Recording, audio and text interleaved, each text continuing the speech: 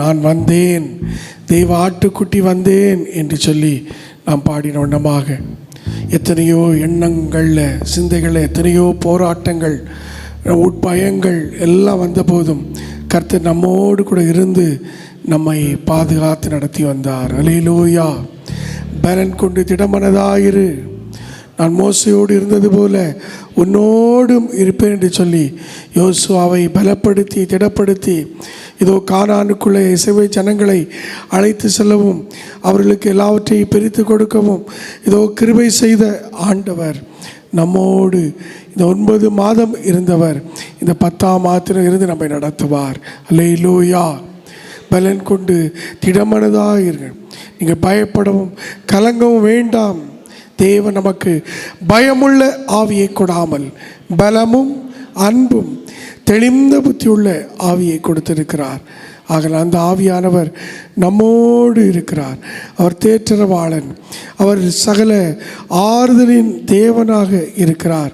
நான் உங்களை திக்கற்றவளாக விடேன், உங்களிடத்தில் வருவேன் என்று சொன்னவர் நம்மோடு இந்த 10ஆம் மாதத்தில் வந்து கொண்டு இருக்கிறார். அவர் நம்முடைய சொந்தமாக இருக்கிறார். திரியேக கடவுள் பிதா சுதன் பரிசுத்த ஆவியானவர் இதோ நமக்கு பந்தமாக, நம்முடைய கேடகமாக, கோட்டையாக, புகலிடமாக இருக்கிறார். நமக்கு வந்து எத்தனையோ பலவீனங்கள், எத்தனையோ போராட்டங்கள் மத்தியில் ஆண்டவர் நல்லவராக இருந்திருக்கிறார். ஆண்டவர் நமக்கு நல்லவராக இருந்திருக்கிறார். இல்லை என்றால் இன்றைக்கோ மண்ணோடு மண்ணாய் போய் இதோ நாம் நம்மை புதைத்த இடத்துல செடி கொடிகள் வளர்ந்து போய் இருந்திருக்கும். அந்த அளவுக்கு எத்தனையோ பலவீனங்கள், வியாதிகள், வீக்கிரங்கள், போராட்டங்கள் வந்த போதும் கர்த்தர் பார்வையில் நம்முடைய ஜீவன் அருமையாயிருந்தபடியினால் இன்றைக்கு நீங்களும் நானும் ஒருவர் பார்க்கவும் ஆண்டவருக்கு நன்றி சொல்லவும் கர்த்தர் கிருபை செய்திருக்கிறார். அதை எண்ணின பிள்ளைகளாய் சொந்தம் என்று சொல்லிக்கொள்ள உம்மை விட யாரும் இல்லை, சொத்து என்று அள்ளிக்கொள்ள உம்மை விட வேதுமில்லை. இயேசுவே இயேசுவே எல்லாம் நீரே என்று சொல்லி அவரை உயர்த்தி பாடுவோம். சொந்தம் என்று சொல்லிக்கொள்ள உம்மை விட யாரும் இல்லை, சொத்து என்று அள்ளிக்கொள்ள உம்மை விட ஏதுமே. சொந்தம் என்று சொல்லிக்கொள்ள உம்மை விட யாரும் இல்லை, சொத்து என்று அள்ளிக்கொள்ள உம்மை விட ஏதுமில்லை. இயேசுவே இயேசுவே எல்லாம் இயேசுவே. அறிக்கையிட்டு பாடுவோம். ஆமென். இயேசுவே இயேசுவே எல்லாம் இயேசுவே. உம் தழும்புகளால் நான் சுகமானேன், உம் வார்த்தையினால் நான் பலனானேன்.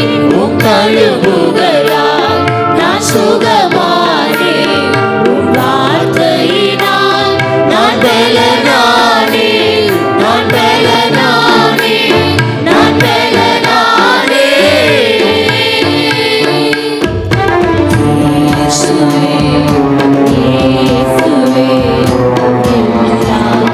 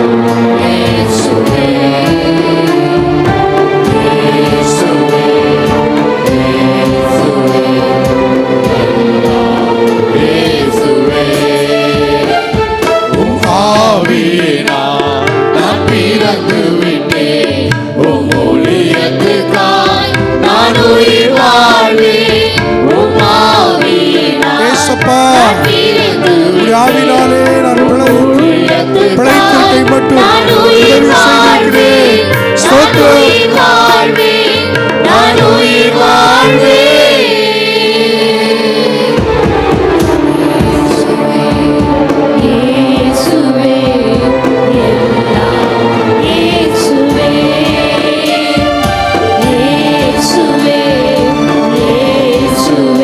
சொந்தம் என்று சொல்லிக்கொள்ளலாம். இயேசுவே சொந்தம் என்று சொல்லிக்கொள்ள உம்மை விட யாரும் இல்லை. சொத்து என்று அள்ளிக்கொள்ள உம்மை விட இயேசுவே இயேசுவே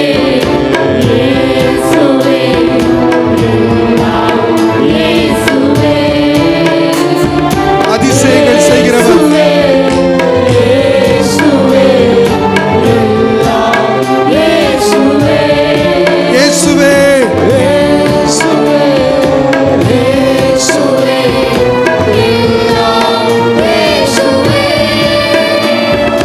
தண்ணீரை இரத்தமா மாற்றினார் அதிசயம். தண்ணீரை இரத்தமாய் மாற்றினார் அதிசயம். வெறும் தண்ணீரை ராட்சசமாய் மாற்றினார் அதிசயம். வெறும் தண்ணீரை ராட்சசமாய் மாற்றினார் அதிசயம். அதிசயங்கள் செய்கிறவர் நம் அருகில் இருக்கிறார். அற்புதங்கள் செய்கிறவர் என்றும் நமக்குள் வசிக்கிறார். அதிசயங்கள் செய்கிறவர் நம் அருகில் இருக்கிறார். அற்புதங்கள் செய்கிறவர் என்றும் நமக்குள் வசிக்கிறார். செங்கடலை இரண்டாக பிளந்திட்டார் அதிசயம். செங்கடலை இரண்டாக பிளந்திட்டார் அதிசயம். புயல் காற்றையும் தம் வார்த்தையாலே அடக்கினார் அதிசயம். புயல் காற்றையும் தம் வார்த்தையாலே அடக்கினார் அதிசயம். அதிசயங்கள் செய்கிறவர் நம் அருகில் இருக்கிறார். அற்புதங்கள் செய்கிறவர் என்றும் நமக்குள் வசிக்கிறார். அதிசயம் அதிசயங்கள் செய்கிறவர் நம் அருகில் இருக்கிறார். அற்புதங்கள் செய்கிறவர் என்றும் நமக்குள் வசிக்கிறார். பேர் சொல்லி அழைத்தது உங்க கிருபை. பெரியவனாக்கியது உங்க கிருபை. பெயர் சொல்லி அழைத்தது உங்க கிருபை. பெரியவனாக்கியது உங்க கிருபை. கிருபை கிருபை கிருபை கிருபை கிருபை கிருபை கிருபை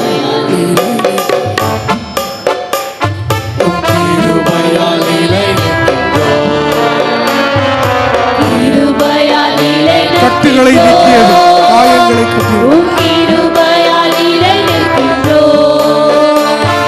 கட்டுகளை நீக்கியது உங்க கிருபை. காயங்களை கட்டியது உங்க கிருபை. கட்டுகளை நீக்கியது உங்க கிருபை. காயங்களை கட்டியது உங்க கிருபை. கிருபை கிருபை கிருபை கிருபை கிருபை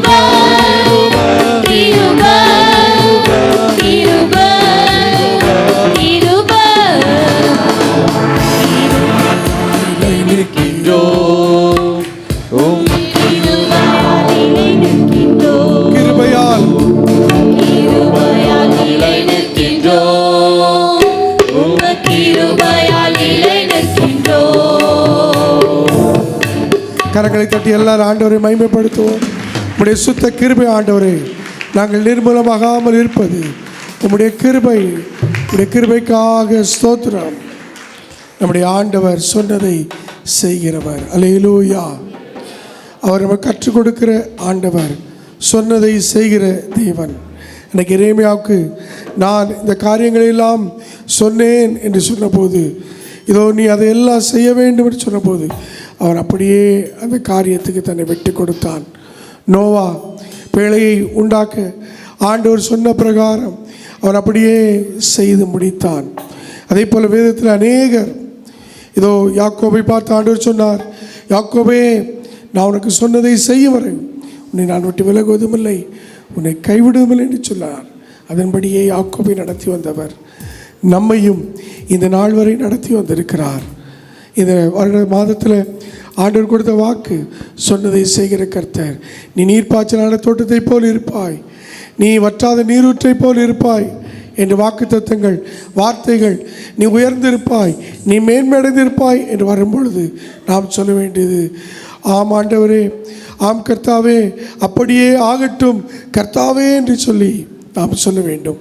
எரேமியா 11ஆம் அதிகாரம் 5ஆம் வசனத்தில் நாம் பார்க்கும் பொழுது, எரேமியா 11:5 அன்றைக்கு நாம் 1ஆம் தேதி அந்த வசனத்தை நாம் தியானித்தோம். அதிலே எரேமியா ஆண்டவருக்கு பதில் சொல்லும்போது அவர் இப்படி பிரயத்தனம் சொல்கிறான், அப்படியே ஆகட்டும் கர்த்தாவே என்று சொல்கிறான். இன்றைய தினம் இருக்கிறபடி பாலும் தேனும் ஓடுகிற தேசத்தை உங்கள் பிதாக்களுக்கு கொடுப்பேன் என்று நான் அவர்களுக்கு இட்ட ஆணையை நான் திடப்படுத்தும்படி இப்படி ஆகும் என்றார். அதற்கு நான் பிரயோஜனமாக அப்படியே ஆகட்டும் கர்த்தாவே. ஒவ்வொரு நாளும் நம்மை நோக்கி கர்த்தருடைய வார்த்தை வரும்போது அப்படியே ஆகட்டும் கர்த்தாவே என்று சொல்லி சொல்லுவோம். ஆண்டவர் பெரிய காரியங்களை செய்வார். யாக்கோபு தன் வாழ்க்கையில் வந்த ஒவ்வொரு ஆண்டுடைய வார்த்தையும் அவரும் அப்படியே எடுத்துக்கொண்டார். அந்த தேவன் நம்மோடு இருக்கிறார். அவரை நம்ம ஒப்பு கொடுப்போமா? யாக்கோபின் தேவன் என் தேவன், அவர் இந்த ஆண்டு விழா மாதத்திலும் என்னையும் எங்கள் குடும்பத்தையும் எங்கள் சபையார் எல்லாரையும் நடத்துவார் என்று சொல்லி ஆண்டோடைய சமூகத்தில் அப்படியே நம்ம ஒப்பு கொடுப்போமா? அப்படியே நம்ம அர்ப்பணித்து பாடுவோம். ஏதும் இல்லை என்கிற ஒரு கவலை வேண்டாம். நம்ம ஆண்டவர் நம்மோடு இருந்து நம்மை நடத்த வல்லவராய் இருக்கிறார். அந்த ஆண்டுடைய கரத்திலே நம்மை ஒப்பு கொடுப்போம். ஏதும் இல்லை என்ற கவலை இல்லை, துணையாளர் விட்டு விலகவில்லை. ஏதும் இல்லை என்ற கவலை இல்லை, துணையாளர் என்னை விட்டு விலகவில்லை. சொன்னதை செய்திடும் தகப்பனவர், சொன்னதை செய்திடும் தகப்பனவர், நம்புவேன் இறுதி வரை. கரங்களை உயர்த்தி சொல்லுவோமா எல்லாரும்? நம்புவேன் வலது கரத்தை உயர்த்தி, என் உயிர் உள்ளவரை ஆண்டவர் நம்புவேன், நம்புவேன் இறுதி வரை.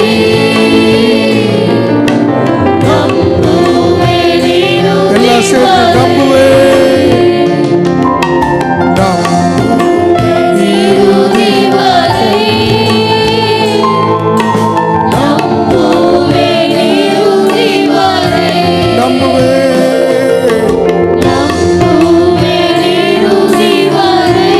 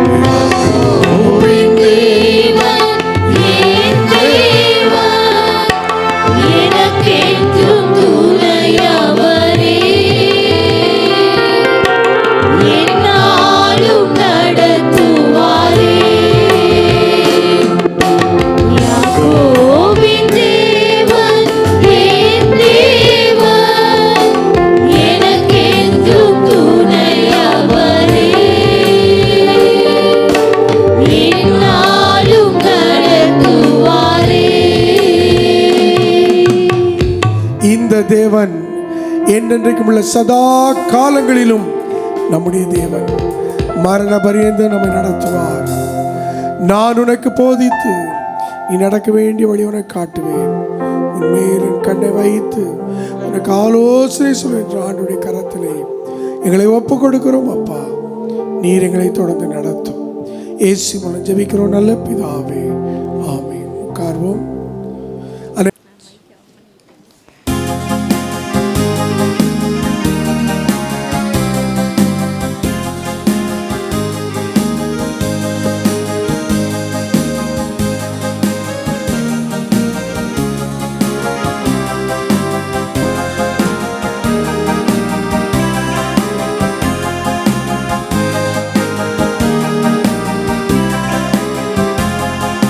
மேகமீது தூதரோடிதோ இதோ, மேகமீது தூதரோடிதோ இதோ, மெஸ்ஸியா கிறிஸ்தேசையா எனதாசை நேசையா, வாரார் வாரார் மகிழ் கம்பீரமாய், வாரார் வாரார் மகிழ் கம்பீரமாய், மேகத்தோடு போனவர் இவர் இவர், மேகத்தோடு போனவர் இவர் இவர், திரும்பவும் 10,000 பரிசுத்த சூழ்ந்திட, சீக்கிரம் சீக்கிரம் ஜகத்தை நோக்கியே, சீக்கிரம் சீக்கிரம் ஜகத்தை நோக்கியே, ஆரவாரம் கேட்குதே அதோ அதோ, வாரவாரம் கேட்குதே அதோ அதோ, ஆட்டுக்குட்டியின் பாட்டோடு காலம் எதிரொலிக்குதே, அல்லேலூயா அருமை ரட்சகா, அல்லேலூயா அருமை ரட்சகா, ஒளிவமலை விட்டேகினார் அன்றே அன்றே, ஒளிவமலை விட்டேகினார் அன்றே அன்றே, உருவத்தோடவர் திரும்பி வருவரை உற்று நோக்குவோம், ஓடி பாடி உவந்து போற்றுவோம், ஓடி பாடி உவந்து போற்றுவோம், மனுவேலன் ராஜன் வருகிறார் ஒரே ஒரே, மனுவேலன் ராஜன் வருகிறார் ஒரே ஒரே, மலையதிர்ந்திட பூமி குலுங்கிட கடல் கலங்கிட, வானோர் பூவோர் மகிழ்ந்து நிற்கவே, வானோர் பூவோர் மகிழ்ந்து நிற்கவே, மேகமீது தூதரோடிதோ இதோ, மேகமீது தூதரோடிதோ இதோ, மெஸ்ஸையா கிறிஸ்தேசையா எனதாசை நேசையா, வாரார் வாரார் மகிழ் கம்பீரமாய், வாரார் வாரார் மகிழ் கம்பீரமாய்.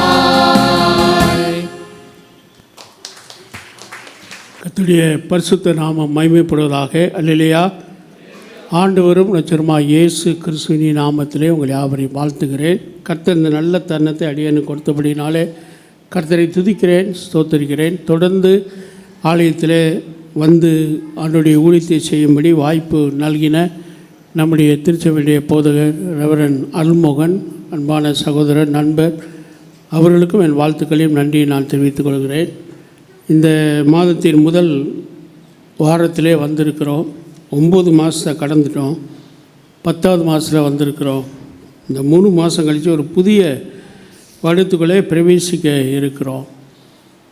கடந்து வந்த பாதைகளை எண்ணி பார்ப்போமேனால் உலகத்திலே பலவிதமான போராட்டங்கள், யுத்தங்கள், தீவினைகள், தீங்குகள் நடந்து கொண்டே இருப்பதை பார்க்குறோம். ஒரு தலைவரை பார்க்க முண்டி அடித்து கூட்ட நெரிசலில் 41 பேர் இறந்து போனாங்க. இன்றைய நிலை அப்படி இருக்குதுன்னு, அப்படி ஆலயத்துக்கு திரளா ஜனங்க வந்தால் ரொம்ப சந்தோஷமாக இருக்கும். ஒரு காலத்தில் அப்படிப்பட்ட நம்ம பிரசிமார் நல்லா கூட்டம் இருந்தது, இப்போ எல்லாம் குறைஞ்சி போச்சு. கன்வென்ஷன் கூட்டத்துக்கு சர்ச்சுக்கு ஜனங்கள் வருதில்லை. ஆண்டு விழாக்கு நிறையா இருப்பாங்க. Christmas, new year, good Friday, Easter, மற்ற நாட்களில் திருச்சபையில் நிரம்பி வழிவது கஷ்டம். ஆனால் மதுரவாயில் 2 சர்வீஸ்லேயும் நல்லா ஃபுல்லாக இருக்கிறதுக்கு ஆண்டவருக்கு நன்றி செலுத்துகிறேன். மதுரவாய் ஊழியங்கள் வளர்ந்து பெருகி வருகிறது. கர்த்தருக்கு கொடானுகொடி ஸ்தோத்திரம். இந்த காலைவேளை வாசிக்கப்பட்ட தானியேல் புத்தகத்தில் ஒரு சில காரியங்களை உங்களோடு பகிர்ந்து இப்பொழுது என்னுடைய மனைவி அம்மா பேரர் அம்மோடு கொடுப்பது ரொம்ப சந்தோஷம். மே மாதம் 15ஆம் தேதி சுகவீனம் அடைந்து கோயம்புத்தூரில் அங்கே 2 நாள் ஆஸ்பத்திரியில் சிகிச்சை பெற்று தொடர்ந்து ஃபெய்த் ஹாஸ்பிட்டல் அங்கே வந்து டாக்டர் ஹென்றி மூலமாக நல்ல சிகிச்சை எடுத்து இன்றைக்கு நடக்கிற அளவில் கர்த்தர் கொண்டு வந்து விட்டுருக்கிறார். உடைய ஜெபங்களுக்காக மிக்க நன்றி. இந்தியாவில் அனைத்து சபைகளும் போதவர்களும் ஊழியர்களும் ஜெபித்தாங்க. நம்முடைய சென்னை பேராயிரமும் அதுக்கு நேராக வழி நடத்தினா அதுக்காக ஆண்டவருக்கு நன்றி செலுத்துகிறேன். சுகத்தோடும் பலத்தோடும் உங்கள் மத்தியிலே வர கர்த்தர் கிருபை செய்ததற்காக ஆண்டவருக்கு நன்றி. கர்த்தர் நம்மை ஒருபோதும் கைவிடுகிறவர் அல்ல. தானியேலின் புத்தகம் 3ஆம் அதிகாரம் 17ஆம் வசனத்தில் தானியேல் 3:17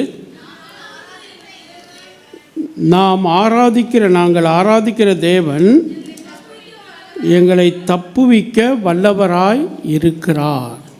The understanding of the 3 Hebrew youths, a teenage யூத்தும் இல்லை ரொம்ப சின்ன பிள்ளையும் இல்லை, இடைப்பட்ட இந்த டீனேஜ் குரூப்பில் எருசலேமிலிருந்து அந்த 3 யூதர்களையும் தானியேலையும் அநேக யூத ஜனங்களை சிறைப்பிடித்து கொண்டு வந்து பாபிலோனில் அங்கே நேபுகாத்நேச்சார் வச்சிருக்கிறார். அப்போ அவங்க யூத விசுவாசம் யெகோவாகிய தேவன் மேலே நல்ல அன்பும் விசுவாசமும் கீழ்ப்படியுள்ள பிள்ளைகளாக எல்லா ஜனங்களும் இருந்தாலும் அவர் மத்தியிலே பிரத்யேகமாக இந்த 3 பேர் சாத்ராக், மேஷாக், ஆபேத்நேகோ, அதோடு தானியேல் நல்ல ஜெப வீரர், கர்த்தருக்காக வைராக்கியமாக இருக்கிறவர். இந்த 3 பேரும் ராஜா செய்து வைத்த அந்த 60 மூல அகலம் உயரமுள்ள பொற்சிலையை வணங்க மாட்டோம் என்று சொல்லி மறுத்த போது ஒரு தண்டனையை கொடுக்குறாங்க. இன்னும் எரிகிற அக்கினி ஜுவாலையில் போடப்படுவாங்க. அதுதான் ராஜா கொடுத்த ஒரு உத்தரவு என்று சொல்லி நாம் பார்க்கிறோம். யாரெல்லாம் அந்த சிலையை வணங்களோ அவங்கெல்லாம் தீயில் போடப்படுவார்கள். 6ஆம் வசனம் தானியேல் 3:6 எவனாகிலும் தாழ விழுந்து பணிந்து கொள்ளாமல் போனால் அந்நேரமே எரிகிற அக்கினி சுழை நடுவில் போடப்படுவான். No debate, no argument, judges போய் வாதாடுறான். அந்த நேரமே இம்மீடியட்டாக தூக்கி எங்கே போட்டுருவாங்க? பொற்சிலை பணிந்து கொள்ளனா அக்னி சூளையில், எரிகிற அக்னி சூளையின் நடுவிலே போடப்படுவார்கள். அப்போ தான் இந்த 3 பேர் சேர்ந்து சொல்கிறாங்க, நாங்கள் ஆராதிக்கிற எங்கள் தேவன் எங்களை தப்புவிக்க வல்லவராய் இருக்கிறார். ஆழமான விசுவாசம், ஒரு நல்ல நம்பிக்கை. நாங்கள் ஆராதிக்கிற எங்கள் தேவன் எங்களை தப்புவிக்க வல்லவராய் இருக்கிறார். அவருடைய வல்லமை அறிந்த இளம் வாலிபர்கள் சாத்ராக், மேஷாக், ஆபேத்நேகோ அடிமைகளாக பாபிலோனில் கொண்டு வரப்பட்டிருக்கிறாங்க. தொடர்ந்து அவர்களுக்கு பலவிதமான இம்சையும் கொடூரமும் துன்பங்களையும் விளைவித்து கொண்டிருக்கிறார் ராஜாவும் அவனை சேர்ந்த அமைச்சரவையும். அதன் மத்தியில் இவங்க சொல்கிறாங்க, நாங்கள் ஆராதிக்கிற தேவன் எங்களை தப்புவிக்க வல்லவர். அதே மாதிரி 6ஆம் அதிகாரத்தில் தானியேலை தூக்கி சிங்கக்கபிலை போட்ட பின்பு தானியேல் சொல்லலை, தானியேலை தூக்கி சிங்கக்கபிலை போடும்படி ஒரு கட்டளையை பிறப்பித்து அந்த கட்டளையின் மூலமாக தானியேலுக்கு தண்டனை கொடுக்கப்பட்ட போது தானியேலை சிங்கக்கபிலை போட்ட ராஜா ஒரு வார்த்தை சொல்கிறார். 30ஆம் வசனம் 6:20 தானியேல் 6:20 ராஜா கெபியின் கிட்ட வந்தபோது துயர சத்தமாய் தானியேலை கூப்பிட்டு, தானியேலே, ஜீவனுள்ள தேவனுடைய தாசனே, இடைவிடாமல் ஆராதிக்கிற உன் தேவன் உன்னை சிங்கங்களுக்கு தப்புவிக்க வல்லவராய் இருந்தாரா? 3 எபிரேய வாலிபர்கள் சாத்ராக், மேஷாக், ஆபேத்நேகோ அடிமைகள், தண்டனை எரிகிற அக்கினி ஜுவாலை, அதுக்கு நடுவில் நின்று சொல்கிறாங்க, நாங்கள் ஆராதிக்கிற தேவன் எங்களை தப்புவிக்க வல்லவர். இப்போ தானியேலை தூக்கி சிங்கக்கவியில் போட்ட ராஜா ராத்திரியெல்லாம் தூங்காமல், என்ன ஸ்லீப்லெஸ் நைட், 18ஆம் வசனத்தில் 6:18, பின்பு ராஜா அரண்மனைக்கு போய் முழுவதும் போஜனம் பண்ணாமல் கீத வாத்தியம் முதலானவை தனக்கு முன்பாக வரவொட்டாமல் இருந்தான். வராமல், ஸ்லீப்லெஸ் நைட், குடின் ஸ்லீப். தேவ தாசனத்துக்கு சிங்கக்கபியில் போட்டு எப்படி தூங்க முடியும்? உனக்கு எதிராக எழும்பும் எந்த ஆயுதமும் உன்னை தொடுகிறவன் கடவுளுடைய கண்ணின் மணியை தொடும். விசுவாசிகள், கர்த்தருடைய தாசர்கள், கிறிஸ்தவங்க, ஆண்டவர் மேலே நம்பிக்கை வைத்தவங்களுக்கு ஒரு இடையூறு, ஒரு அக்னி ஜுவாலை போல, சிங்கக்கவியை போல துன்பங்கள் பாடுகள் வரும்பொழுது உன்னை தொட்டானா அது என் கண்ணின் மணியை தொடரும். அப்படி என் கண்ணின் மணியை தொடுகிற சம்பவம் வாழ்க்கையில் வரும்பொழுது நான் அவனை என்ன செய்ய மாட்டேன், விட மாட்டேன் அப்படின்னு சொல்கிறார். துயர சத்தமாய் அலறான். ஸ்லீப்லெஸ் நைட், ஃபாஸ்டிங்னா பட்டினி கிடக்கிறான். ராஜாக்களுக்கு எப்பொழுதுமே மியூசிக் போட்டு அவங்கள என்டர்டெயின் பண்ணுவாங்க. ரொம்ப சந்தோஷமாக கீத வாத்திய வாசா ரொம்ப சந்தோஷமாக இருப்பாங்க.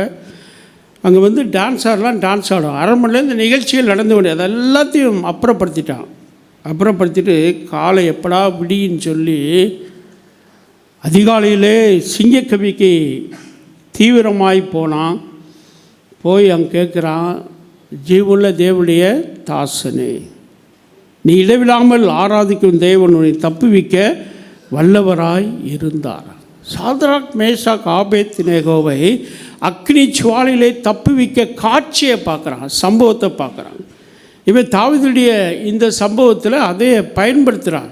நீ ஆராதிக்கிற தேவன் உன்னை தப்புவிக்க வல்லவராய் இருந்தார். அப்போ அவனுக்கு ராத்திரியெல்லாம் வல்லமை உடைய தேவன், அவர் அவனை தப்புவிப்பார் என்ற எதிர்பார்ப்பில் ஒரு நம்பிக்கையில் தான் அதிகாலையிலே வந்து துயர சத்தமாய் கூப்பிட்டான். அங்கே தேவன் சிங்கக்கவிக்கு ஒரு தூதனை அனுப்பி தப்புவித்தார். நாம் ஆராதிக்கிற கர்த்தர் எப்படிப்பட்டவர்? இந்த அக்டோபர் மாதம் முதல் வாரத்தில் we have to understand to whom we are serving. யாரை நாம் ஆராதிக்கிறோம்? நாம் ஆராதிக்கிற தேவன் எப்படிப்பட்டவர்? வாரந்தோறும் சர்ச்சுக்கு வாரோம், ஃபஸ்ட் சர்வீஸ், செகண்ட் சர்வீஸ், அப்புறம் ஐக்கியத்தெல்லாம் பங்கு கொள்கிறோம், இடைப்பட்ட ஆராதனையிலே பங்கு கொள்கிறோம். ரொட்டீனாக போய்கிட்டு இருக்குது. நான் கிறிஸ்தவ விசுவாசி, ஞானஸ்நானம் பெற்றுக்கிறேன், சபையில் மெம்பரு, கமிட்டி மெம்பரு, பொறுப்பு கொடுத்துருக்கு அப்படின்னு அந்த வட்டத்துக்குள்ளே சுற்றி வந்து நம்முடைய நாட்களை இந்த விசுவாச கிறிஸ்தவ வாழ்க்கையிலே கடத்தி கொண்டிருக்கிறோம். பட் நாம் யாரை சேவிக்கிறோம், அவர் எப்படிப்பட்டவர் என்பதை இந்த காலை வேளையில் இந்த முதல் வாரத்திலே நாம் பார்ப்போம். 3 விதங்களிலே கர்த்தர் எப்படிப்பட்டவர் என்பதை வேதவசனம் நமக்கு தெளிவாக காண்கிறது. ஒன்று, நம்மை சேர்த்து கொள்ளும் கர்த்தர், நம்மை சேர்த்து கொள்ளுகிறார். கட்சிக்கு ஆள் சேர்க்குறாங்க, ரசிகர் மன்றத்துக்கு ஆள் சேர்க்குறாங்க, என் சபைகளுக்கு கூட ஆள் சேர்க்குறாங்கன்னு. மற்ற சபைகளுக்கெல்லாம் போய் பிடிச்சிட்டு வந்து அவங்க சபையை பெருக பண்ணணும், நிறைய ஆள் வரணும், நிறைய காணிக்க வரணும், நான் பெரிய சபையை நடத்துகிறேன்னு சொல்லி அநேக சபை ஊழியர்கள் மற்ற சபையில் கொண்டு வந்து ஆள் சேர்க்குறாங்க. அதெல்லாம் நிலையானதல்ல. கொஞ்ச காலம் இருக்கும், கொஞ்ச காலம் அப்படியே டேஸ்ட்டு மாறி போச்சுன்னா இன்னொரு சபையை தேடி போவாங்க. ஆனால் சபையை குறித்த ஒரு பக்தி வைராக்கியம், சாத்ராக், மேஷாக், ஆபேத்நேகோ போல, தானியேலை போல வைராக்கியம் இருக்கும்போது தான் சபையில் நிலைத்திருக்க முடியும். நீங்களாம் வைராக்கியமாக இவ்வளோ பேர் வந்திருக்கீங்க, முதலாராலே நிறைய பேர். இந்த வைராக்கியம் தொடரட்டும். கர்த்தர் தொடர்ந்து உங்களை சேர்த்து கொள்ளுவார். ஏசாயா 54:7 நான் வாசிக்கிறோம். ஏசாயா 54ஆம் அதிகாரம் 7ஆம் வசனம், இமைப்பொழுது உன்னை கைவிட்டேன், ஆனாலும் உருக்கமான இரக்கங்களை உன்னை சேர்த்து கொள்வேன். இமைப்பொழுது, ஜஸ்ட் எ செகண்ட், கண்ணை மூடி முழிக்குள்ள கைவிட்டேன் என்று சொல்லுகிறார். கைவிட்டது பெருசல்ல.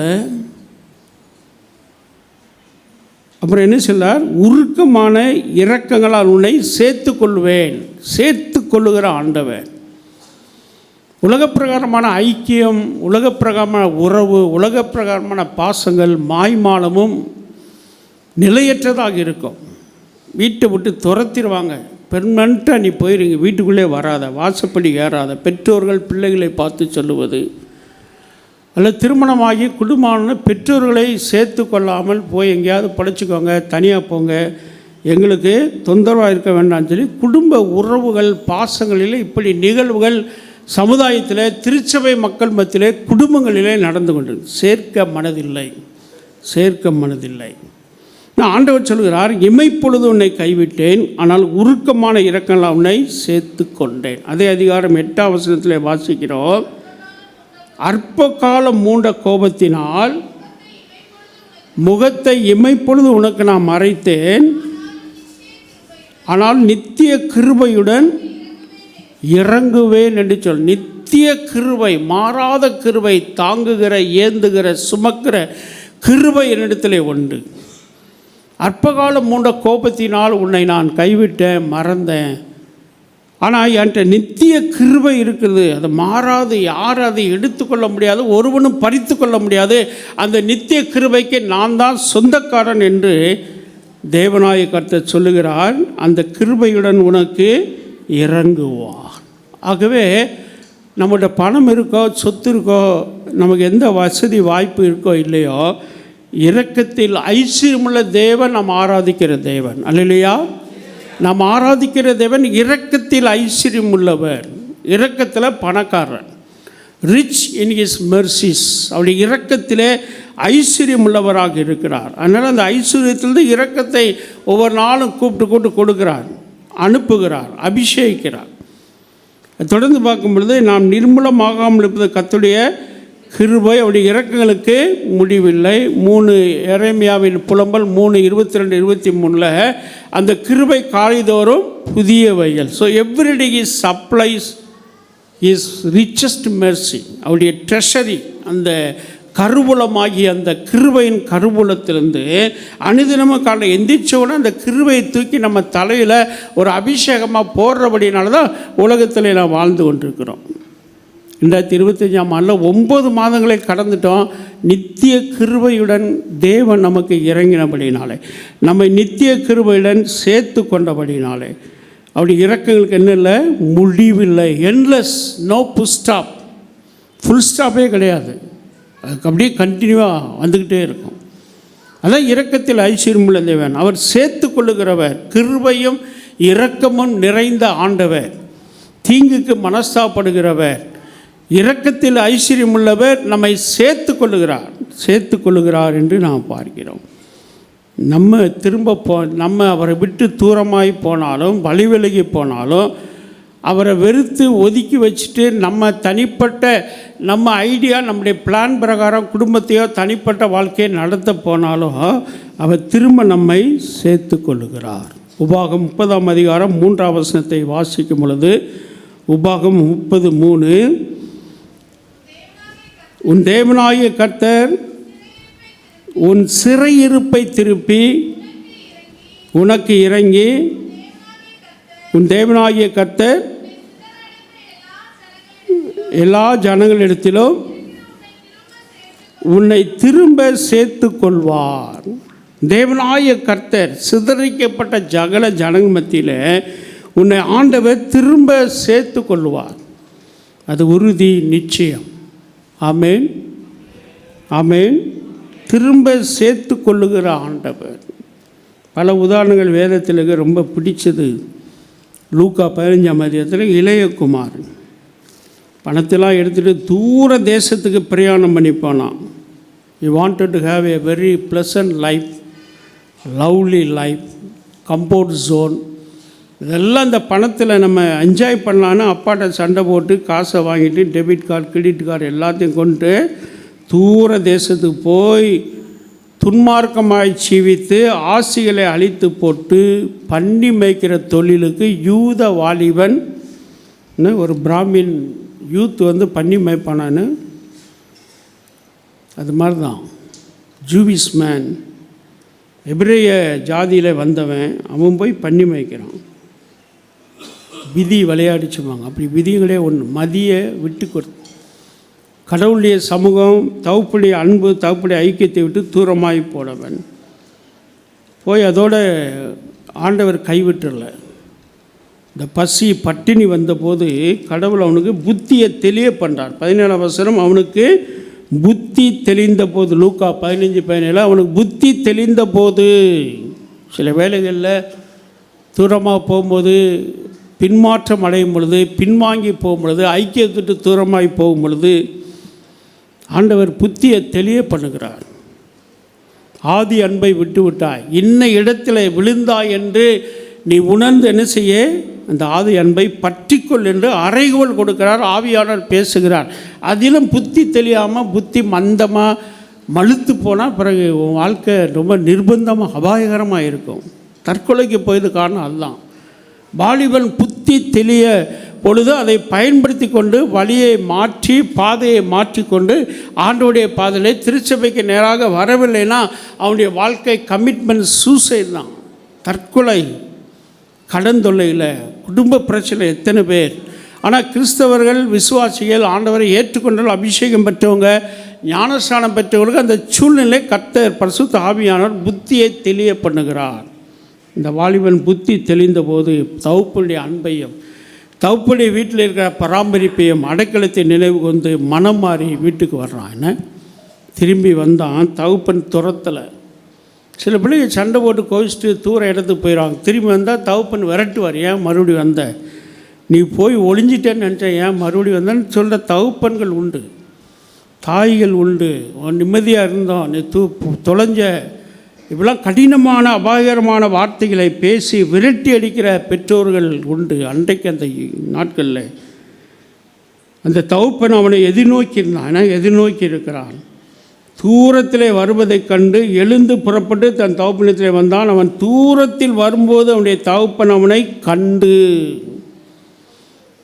நோட்டில் வச்சு கிஸ் பண்ணிவிட்டு அனுப்பிடல, கழுத்தை கட்டி முத்தம் செய்து வீட்டுக்கு கொண்டு வந்து அவனை மேன்மையாக்கினான். பழைய உறவை புதுப்பித்து கொண்டான். அதை காட்டிலும் மேலாக நம்முடைய தேவன் உன்னை திரும்ப சேர்த்து கொள்வார் என்று சொல்லி நாம் பார்க்கிறோம். என் தகப்பனும் தாயும் என்னை கைவிட்டாலும் கர்த்தர் என்னை சேர்த்து கொள்வார். பரம தகப்பன் உன்னை சேர்த்து கொள்வார். ஒருவேளை கைவிடப்பட்ட நிலைமையில், விலாயத்து நிலைமையில், லோன்லியாக தனிமைப்படுத்தப்பட்ட நிலைமையில், மனம் வருடுதலோடு கூட கவலையோடு கூட ஃபியூச்சர் என்ன, லைஃப் முடிஞ்சிருமோ என்று அப்படிப்பட்ட கேள்விக்குறியோடு இந்த காலவேளை அமர்ந்திருப்பேனால் கர்த்தரை நோக்கிப்பார். தகப்பனும் தாயும் கைவிட்டாலும் கர்த்தர் என்னை சேர்த்து கொள்வார் என்று சொல்லி நாம் பார்க்கிறோம். சேர்த்து கொள்ளுகிற ஆண்டவர். விவாகரத்து, குடும்ப முறிவுகள், குடும்ப உறவிலே பகை, பிரிவினை, இதன் மத்தியிலே உழண்டு கொண்டு இருக்கிற மக்களை கடவுள் சேர்த்துக்கொள்ள ஆயத்தமாக இருக்கிறார். என்னிடத்திலே வருகிறவனை நான் ஒருபோதும் புறம்பே தள்ளுவதில்லை என்று சொல்லுகிறார். யார் தள்ளினாலும், யார் உன்னை தனிமைப்படுத்தினாலும், யார் உன்னை பார்த்து முகத்தை திருப்பி கொண்டாலும் நான் உன்னை மறவாமல் உன்னை என்ன செய்வேன், சேர்த்து கொள்வேன் என்று சொல்லுவேன். என்னிடத்தில் வாங்க, நான் கூப்பிட்றேன், என்னிடத்திலே வாங்க. வருத்தப்பட்டு பாரம் சுமக்கிறவர்கள் எல்லாரும் என்னிடத்திலே வாருங்கள் என்று அழைப்பு கொடுக்கிறார். தூரமாய் போன அனுபவத்தோடு மன பதட்டத்தோடு இருப்போமே ஆனால் கர்த்தர் அல்ல, என்னிடத்திலே வருகிறவனை நான் ஒருபோதும் தள்ளுவேன். லூக்கா 13:24 வாசிக்கிறோம். கோழி தன் குஞ்சுகளை சேர்த்து கொள்ளுவனமாக, லூக்கா 13 கோழி தன் குஞ்சுகளை சேர்த்து கொள்ளுவனமாக நான் உன்னை சேர்த்துக்கொள்ள ஆசையாய் இருந்தேன் என்று வரும். லூக்கா 13. அந்த விதமாக தேவன் நம்மை எதிர்நோக்கி இருக்கிறார், ஏங்கி கொண்டு இருக்கிறார், ஆவலாய் அழைத்து அரவணைத்து சேர்த்து கொள்ள இருக்கிறார். அவரை நோக்கி நாம் ஆராதிக்க தேவன் அப்படிப்பட்ட வல்லமையுடையவர் என்று சொல்லி நாம் பார்க்கிறோம். இரண்டாவதாக நம்முடைய தேவன் நம்மை பார்த்து கொள்ளுகிறவராக இருக்கிறார். He hears, He sees, always He is watching. நம்மை கவனித்து பார்க்கிறார். நம்மையிலே அவருடைய கண்களை வைத்து இருக்கிறார். அவர் பார்க்கலைன்னா நம்ம என்ன செய்வோம், நிர்மூலமாகிருப்போம். அவர் காண்கவில்லை என்றால் நம்முடைய வாழ்க்கை முடிந்து போயிருக்கும். எல்லா விதத்திலும் நஷ்டப்பட்டு இருப்போம், இழந்திருப்போம், வறுமையிலும் பட்டினியிலும் தள்ளப்பட்டிருப்போம். ஆனால் அவர் நம்மை பார்த்து கொண்டே இருக்கிறார். தேவன் தமக்கு தகனபலிக்கான ஆட்டுக்குட்டியை பார்த்து கொள்வார். ஆபிரகாம் சொல்கிறான் ஈசாக்கிட்ட, அப்பா கட்டை இருக்குது, நெருப்பு இருக்குது, தகனபலிக்கான ஆட்டுக்குட்டி இல்லை என்று சொன்னபொழுது ஆதியாகமம் 22:14 ஆதியாகமம் 22:14 ஆபிரகாம் அந்த இடத்திற்கு யெகோவா ஈரே என்று பெயரிட்டான். அதனாலே கர்த்தருடைய பருவத்திலே பார்த்து கொள்ளப்படும். He will take care. அவர் பார்த்து கொள்ளுவார், அவர் கவனம் செலுத்துவார். ஆகவே ஆண்டவர் நம்மை ஆகவே யெகோவா ஈரே என்று அங்கே பெயர் வைத்தார். பார்த்து கொள்ளுகிற கர்த்தர், கண்டு கொள்ளுகிற கர்த்தர். லூக்கா 19ஆம் அதிகாரத்தில் சகேயுடைய சம்பவத்தை குறித்து வாசிக்கிறோன்னு. லூக்கா 19:4 வாசிப்போமே. ஆனால் ஒரு காட்டத்தி மரத்தில் ஏறினால் சகைய குள்ளமான மனுஷன், ஜனக்கூட்டம் அதிகமாக இருந்தது. அதனால் எப்படிப்பட்டவரோ என்று பார்க்க எல்லாம் சொல்கிறாங்க, நல்லவர், நன்மை செய்கிறவர், அற்புதம் செய்கிறவர், அடையாளங்கள் செய்கிறவர், நல்ல பிரசவமான ஊரெல்லாம் பேசுகிறானே, நான் இன்னும் பார்க்கலையே, அந்த மனுஷனை போய் பார்க்கணும். குட்டையோ நெட்டையோ கலரோ என்ன கல்லிங்கரோ எப்படி இருக்குன்னு சொல்லி அவரை பார்க்க வேண்டும் என்று சொல்லி ஒரு பிசிக்கல் அட்மாஸ்பியர், சரீரப்பிரகாரமான தோற்றத்தை காண வந்த சகையும். கூட்டம் நிறையா. உள்ளே போனான்னா குள்ளமாக இருந்தால் மிதித்து தள்ளி நெரிச்சு போட்டிருப்பாங்க. ஆனால் ஐடியா பண்ணி ரொம்ப ஞானமாக காட்டுத்தி மரத்தில் ஏறி அங்கே உற்று பார்க்குறான். அந்த இடத்துல வந்து ஆண்டவர் வாசிக்க 19:4 இயேசு அந்த இடத்திலே வந்தபோது அண்ணாந்து பார்த்து அவனை கண்டு, சகைவே சீக்கிரமாக இறங்கி வா, இன்றைக்கு நான் வீட்டிலே தங்கணும். தெரிந்த சம்பவம், வாசித்த பகுதி. அவன் கீழே உற்று நோக்கிறான். சரீரப்பிரகாரமாக உலகத் தோற்றம், சரீர தோற்றம் எப்படிப்பட்ட சொல்லி அவன் பார்க்க விரும்பினான். அந்த இடத்துல வந்த உடனே ஆண்டவர் காட்டத்தி மரத்தை அண்ணாந்து பார்க்கிறார். பழம் இருக்குமான்னு பார்த்தாரா? ஒரு முறை அத்தி மரத்தை கடந்து போகும்போது பழம் இல்லை, சபிச்சிட்டு போயிட்டார். பசுமையான இலைகள் அத்தி மரத்தில், கனி தேடி போனால் கனி இல்லை, சபிச்சிட்டு போயிட்டார். இது காட்டத்தி மரம், சகை என்ன மரம், காட்டத்தி மரம். இங்கே வந்து ஒன்று அது ஆண்டோடைய பிஸ்னஸே இல்லை. கூட்டத்தோடு போய் பிரசங்கம் பண்ணிவிட்டு ஊனர் சப்பானி கூடர்களை சுகமாக்கிட்டு போய்கிட்டே இருப்பார். ஆனால் தட் பர்டிகுலர் பிளேஸ் அந்த ஈவெண்ட்டில் அப்படியே அண்ணாந்து பார்க்குறார். அப்புறம் என்ன சொல்லுது, கண்டு பார்க்கிற தேவன், நம்மை பார்த்து கொள்ளுகிற தேவன் இறங்கி வானார். நம்ம அப்படியே எல்லாத்தையும் அறிக்கை செய்தான். வீட்டில் போய் தங்கினார். இந்த வீட்டுக்கு இன்றைக்கு ரட்சிப்பு வந்ததுனாரு. இவனும் ஆபிரகாமுக்கு குமாரனாய் இருக்கிறார். இவனும் ஆபிரகாமுடைய சந்ததி. ஆயத்துறையில் இருந்தால் அநியாயமாய் சம்பாதித்திருக்கலாம், அநியாயமாய் வரி வசூலித்திருக்கலாம். சமுதாயத்திலே தலைவர்களாலே பாவி என்று அவனை கணித்து வைத்திருந்தார்கள். ஆனால் அப்படிப்பட்டவனுக்கு ரட்சிப்பு, சுத்திகரிப்பு, மறுவாழ்வு இதையெல்லாம் கொடுப்பது அவர் அண்ணாந்து பார்த்தபடினால. எங்கே இருந்தாலும் அவர் நம்ம பார்க்குறார். நம்ம அவர் பார்க்கலன்னு நினச்சி நம்ம இஷ்டம் போல காரியங்களை செய்தால் ஆண்டவர் அதை பார்க்குறார். சங்கீதம் 127 வாசிக்கிறோம், இஸ்ரவேலை காக்கிற தேவன் தூங்குவதும் இல்லை உறங்குவதும் இல்லை. தூங்க மாட்டார். வாட்ச்மேன், அந்த காலத்து வாட்ச்மேன், நேபாளி வாட்ச்மேனாக ரொம்ப தூங்கவே மாட்டான். நல்லா ரொம்ப சீரியஸாக நல்லா பார்த்துக்கிட்டு இருப்பான். இப்போ எல்லாம் தூங்கிறான், நமக்கு முன்னாலேயே தூங்கிறான் வாட்ச்மேன்லாம். சம்பளம் கரெக்டாக கேட்பான், ஆனால் நல்ல வாட்ச்மேன் வேலையை செய்ய மாட்டான். அந்த நேபாளுடைய அந்த நோக்கமெல்லாம் போயிடுச்சு, அவனுடைய அர்ப்பணிப்பெல்லாம் போயிடுச்சு. அதனால் ஆண்டவர் நம்மை பார்த்து கொள்ளுகிறார், பார்க்கிற தேவனாக இருக்கிறார். 139ஆம் சங்கீதம் 7-8 வாசிப்போமே. ஆனால் 130, என் ஆவி உமது ஆவிக்கு முன்பாக மறைவாக எங்கே போவேன், சமூகத்தை விட்டு எங்கே ஓடுவேன், வானத்துக்கு ஏறினாலும் காட்டத்தி மரத்தில் ஏறினாலும் அப்பார்ட்மெண்ட்டில் டெரஸில் நின்று ஏதாவது கடவுளுக்கு மறைமுகமாக செய்ய நினைச்சாலும், இல்லை அண்டர்கிரவுண்டில் போய் ஏதாவது மறைமுகமாக செய்ய நினைத்தாலும் என்ன சொல்லுது, உம்முடைய சமூகத்தை விட்டு எங்கே நான் போவேன், வானத்துக்கு ஏறினாலும் அங்கே இருக்கிறேன், பாதாளத்திலே படுக்கைப்பட அங்கேயும் அண்டர் கிரவுண்ட்லேயும் இருக்காராம், டாப் டெரஸ்லேயும், இன்றைக்குள்ள கான்டெக்ஸ்டில். அடுத்த வசனம்,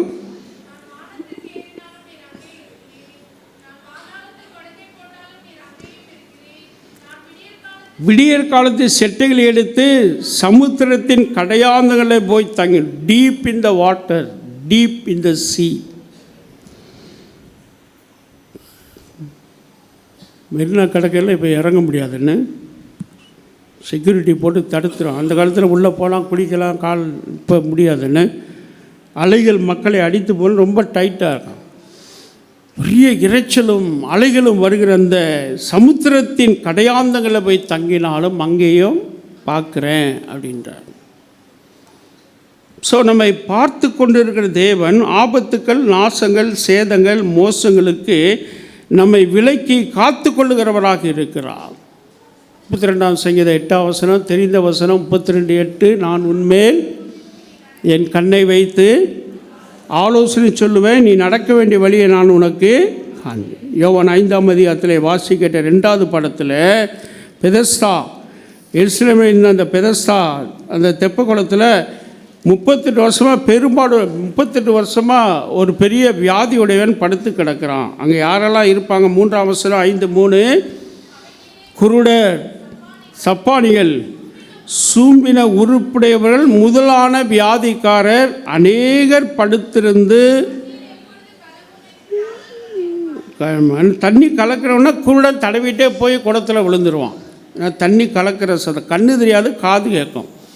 தேவதூதன் இறங்கி தண்ணீரை கலக்கினவுடனே குருடன் தடவிக்கிட்டே போய் அந்த பெதஸ்தா குளத்தில் விழுந்து சுகமடைவான். அடுத்தது சப்பானி, 2 காலும் மூட, ஆனால் கை ஆக்டிவாக இருக்கும். கையை வச்சு ஊந்து அந்த தெப்ப குளத்தில் போய் காலை விட்டவுடனே அப்படியே எந்திரிச்சு நின்றுவான். அதுக்கடுத்தது சூம்பின உருப்படைய கைகால் சூம்பி இருக்கும். அவங்க கூட அப்படி உருண்டுகிட்டே கூட போய் அந்த பெதஸ்தா குளத்தில் விழுந்து சுகத்தை பெற்றுவாங்க. ஆனால் அந்த இடத்துல அநேக 38 வருஷம் வியாதி கொண்ட மனுஷன் அங்கே இருந்தான். படுத்திருந்த அவனை இயேசு கண்டு, யாரும் பார்க்கல, 38 வருஷமாக கிடக்கான். சோம்பெற்று போனவன் திரும்பி வரமாட்டான், சுகவீனம் வருவான், ஒரு பார்வை பார்ப்பான், போய்கிட்டே இருப்பான். அது மனித பார்வை, சமுதாய பார்வை. ஆனால் இந்த ஸ்பெஷல் ஒரு பார்வை, விசேஷமான பார்வை, படுத்திருந்த அவனை இயேசு கண்டு அவனை வெகு காலமாய் வியாதியஸ்தன் என்று அறிந்து அவன் நோக்கி, சுஸ்தமாக வேண்டும் விரும்புகிறாயா? பார்த்தவொன்னே யாரோ ஒருத்தர் வந்திருக்கார். இயேசுன்னு தெரியாது, ரட்சகனும் தெரியாது, குணமாக்குன்னு தெரியாது. சகைவாதி எப்படி நிறையா கேள்விப்பட்டு எப்படிப்பட்டவரோ என்று பார்க்க வகை தேடி அவரை பார்க்க போனால், ஆனால் இவனுக்கு யார் வந்தால் போனால் எதுவும் தெரியாது. 38 வருஷமாக படுத்த நிலைமையில் இவர் என்ன பார்க்குறான்னு பார்த்துருப்பான். உடனே கேள்வி, அவன் ஒன்றும் கேட்கல, அவர் கேட்குறார். 7ஆம் வசனத்தில், அதற்கு வியாதியஸ்தன், ஆண்டவரே, தண்ணீர் கலக்கப்படும் போது என்னை குளத்திலே கொண்டு போய் விடுகிற ஒருவரும் இல்லை, நான் போகிறதுக்குள்ளே வேறொருவர் எனக்கு முந்தி இறங்கிடலாம். அதோட சாப்டர் முடிக்கலைன்னா அங்கே தாங்க இரக்கம், கிருபை இருக்குது. சிம்பத்தி அங்கே தான். என் வாழ்நாள் எல்லாம் நன்மையும் கிருபை என்னை தொடரும் என்று சங்கீதக்காரன் சொன்னது போல அங்கே தான் அந்த கிருபை. கிருபை நிறைந்தவர், இரக்கத்துக்கு கையுள்ளவர். கேட்குறாரு, எழுந்திருந்து உன் படுக்கை எடுத்துக்கொண்டு நட என்றார். கண்டு கொண்டவர், பார்த்தவர். 38 வருஷம் வாழ்க்கையில் பாதி வாழ்நாளில் முடிச்சிட்டான். ஒன்று 72 வருஷம் 80 வருஷம் வாழ்ந்திருப்பான். அப்படி முடிக்கப்பட்ட துயரமான சூழ்நிலை படுக்கையில் கிடந்த அவனை கண்டு எழுந்து உன் படுக்கை எடுத்து கொண்டு போயிட்டு சொன்னவர் நம்மை பார்த்து கொள்ளுகிற தேவன். அல்லேலூயா. நாம் ஆராதிக்கிற தேவன் நம்முடைய இப்படிப்பட்ட சூழ்நிலைகளை உற்று பார்க்கிறவர், கண்ணோக்கி பார்க்கிறவர், அண்ணாந்து பார்க்கிறார், கீழே பார்க்கிறார், மனிதனுடைய முகத்தை பார்க்கிறார், வியாதியை பார்க்கிறார். உன்னுடைய சகல சூழ்நிலைகளையும், உனக்கு விரோதமாக எழும்பி இருக்கிற சகல சூழ்நிலையும் பார்க்கிற ஒருவர் உண்டு என்றால் அவர்தான் நாம் ஆராதிக்கிற வல்லமையுள்ள தேவன். ஆமென். நாங்கள் ஆராதிக்கிற தேவன் எங்களை தப்புவிக்க வல்லவராயிருக்கிறார். ஜீவனுள்ள தேவனுடைய தாசனே, நீ ஆராதிக்கிற இடைவிடாமல் ஆராதிக்கிற உண்மையில தேவன் உன்னை தப்புவிக்க வல்லவராயிருந்தார். A mighty Lord. Mighty king, வல்லமையில ராஜா, வல்லமையில ரட்சகர் நம்மை விடுவிக்கிறதில்லை. எத்தனை வருஷம் அதை பற்றி கவலையே வேண்டாம். எவ்வளவு கடன், எவ்வளவு வியாதி, எவ்வளோ பிரச்சனை, எப்படிப்பட்ட காரியங்கள் நம்மை சூழ்ந்து நெருங்கி கொண்டு பற்றி கவலைப்பட வேண்டியதில்லை. only one God who sees us, நம்மை பார்க்கிறார். who look unto us, நம்மை கவனித்து பார்க்கிறார். படுக்கை எடுத்துட்டு விடுதலை கொடுக்கிறார் சொல்லி நான் பார்க்கிற தேவன். அதான் ஆகார் அவருக்கு பேர் வைக்கிறார்ல. ஆகார் என்ன சொல்கிறார்? நீர் என்னை காண்கிற தேவன். நாம் பார்க்கல. எங்கள் இன்னொரு மனைவி சாரால் துரத்தி விட்டால் அலைந்து திரிகிறேன், நான் யாருன்னு பார்க்கலான்னு, நீர் என்னை காண்கிற, திரும்பி போ, உன் சந்ததியை பெரிதாக்குன்னு சொல்லி ஆகாரை திரும்ப அனுப்பி வைத்தார் என்று சொல்லி நாம் பார்க்கிறோம். யெகோவா ஈரே என்பதற்கு தேவனுடைய பருவத்திலே பார்த்து கொள்ளப்படும். நம்மை பார்த்து நாம் ஆராதிக்கிற தேவன் நம்மை பார்த்து கொண்டு இருக்கிறார். அலுவலகத்தில் 8 மணி நேரம் வேலை செய்வோம், ஒருத்த பார்ப்போம், வந்துடுவோம். பிஸ்னஸில் பல பேரை சந்திப்போம், அந்த நிமிஷ நேரம் வந்துடுவோம். ஃப்ரெண்டை பார்ப்போம், பேசுவோம். ஆனால் இவர் இஸ்ரவேலை காக்கிறவர் தூங்குவதும் இல்லை. ஒரு காட் நெவர் ஸ்லீப்ஸ். எவ்வளோ பெரிய காரியம். அதனால் நம்ம இடத்துல கேட்கும்போது நம்ம சொல்லணும். அவன்கிட்ட கேட்டார், ஆண்டவரே, தண்ணீர் கலக்கப்படுகிறது, என் குளத்திலே கொண்டு போய் விடுகிற ஒருவனும் இல்லை, நான் போதுக்கு முன்னே வேறொரு எனக்கு முந்தி இறங்கி வந்தான். உடனே ஆண்டவர் சொல்கிறார், நீ எழுந்திரு, படுக்கை எடுத்துக்கொண்டு நட, கர்த்தர் மேல் உன் பாரத்தை வைத்துவிடு, அவர் உன்னை ஆதரிப்பார், நீதிமானை ஒருபோதும் தள்ளாடப்பட்டார். நெவர் நெவர் நெவர், ஒருபோதும் தள்ளாடப்பட்டார். பார்த்து கொள்ளுகிற தேவன், நாம் ஆராதிக்கிற தேவன். யெகோவா ஈரே. பாரம், கவலைகள் 9 மாதம் என்னை யாரும் கண்டுக்கல, பார்க்கல. 9 மாதம் நான் தனிமைப்படுத்தப்பட்டு இருக்கிறேன். பிள்ளைய கைவிட்டாங்க, நம்பி இருந்தவங்களாம் கைவிட்டாங்க, தனிமைப்படுத்தப்பட்டு இருக்குன்னு ஒருவேளை அங்கலாய்த்து, ஒருவேளை மனக்குழப்பத்தில் இருந்தால் அவரை நோக்கி பாருங்கள். எப்படிப்பட்டவர்னு பார்க்க வகை தேடி காட்டத்திமத்தில் ஏறி அவரை உற்று பார்த்தால் அவரும் பார்த்தார், கண்டு கொண்டார், ரட்சித்தார். குளத்திலே 38 வருஷமாக கிடந்தவனை சோமாக்கி அதே தேவன் இன்றைக்கு நம்மை பார்த்து கொள்ள வல்லவராக இருக்கிறார். அல்லேலூயா. 3ஆவதாக நம்மை காத்து கொள்ளும் கர்த்தர், நம்மை காத்து கொள்ளுகிறவர். இந்த உலக வாழ்க்கையில் நம்மை காப்பதற்காக பல பேர் முன் வந்தாலும், நமக்கு அடைக்கலம் கொடுக்க பல பேர் நமக்கு உதவி செய்ய முன் வந்தாலும், அதெல்லாம் கொஞ்ச நேரம், கொஞ்ச காலம், ஒரு லிமிட்டு தான். பவுண்டரியை தாண்டி யாருமே நமக்கு உதவி செய்ய முடியாது, நம்ம காக்க முடியாது. டாக்டர்கள் கூட நான் காத்துருவேன், நான் உன்னை காப்பேன், உன்னை குணமாக்குவேன்னு சொல்லி பல நல்ல ஒரு டயக்னஸ்லாம் பண்ணி மாத்திரை மருந்தெல்லாம் கொடு, அவங்களுக்கு ஒரு பவுண்டரி இருக்குது, ஒரு லிமிட் இருக்குது, அதை தாண்டி முடியாது. அவங்களே சொல்லுவாங்க, இட்ஸ் என்ன சொல்லுவாங்க, இட்ஸ் மிராக்கிள், ஒரு அதிசயமானது என்று சொல்லுவாங்கன்னா மெடிக்கல் மிராக்கிள்பாங்க. நீங்கள் மருந்து எடுத்தாலும் இது உங்களுக்கு ஒரு அதிசயம் என்று சொல்லுவோம். அந்த அதிசயத்தை செய்கிறவர் கர்த்தர். பாட்டு பாடலாம், அதிசயங்களை செய்கிறவர், அதிசயங்களை செய்கிறவர். ஆகவே எல்லாத்துக்குமே ஒரு பவுண்டரி இருக்குது. ஆனால் இந்த ஆண்டவர் நம்மை எப்பொழுதும் காத்து கொள்ளக்கூடியவராக இருக்கிறார். நம்மை படைத்து தம்முடைய உள்ளங்கையிலே வரைந்து வைத்து எப்போது நம்மை கண்காணித்து கொண்டே இருக்கிறார். ஆகவே நமக்கு எந்த இடர்கள், எந்த பாடுகள், எந்த விதமான சோதனை போராட்டங்கள் வந்தாலும் நம்மை காத்து கொள்ளுகிற தேவனாக இருக்கு. கடந்த 9 மாதம் நம்மை காத்து கொண்டார். 2020 வரை, 2022 வரை கொரோனா காலங்களை நம்மை காத்து கொண்டார். டெங்கு காய்ச்சல், நிமோனியா போன்ற கொடூரமான வியாதிகள், மலேரியா, இது எல்லாம் உயிர்கொல்லி நோய்கள் வந்தாலும் கர்த்தர் நம்மை காத்துக்கொள்ளும். எனவே நம்மை காக்கிற தேவன், இஸ்ரவேலை காக்கிறவர் தூங்குவதும் இல்லை, உறங்குவதும் இல்லை. 2 தெசலோனிக்கேயர் 3:13 வாசிப்போம்.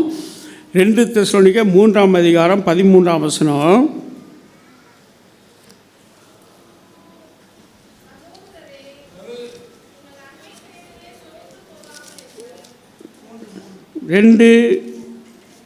ரெண்டாம் அதிகாரம் 2 தெசலோனிக்கேயர் 3ஆம் அதிகாரம் 3ஆம் வசனம்.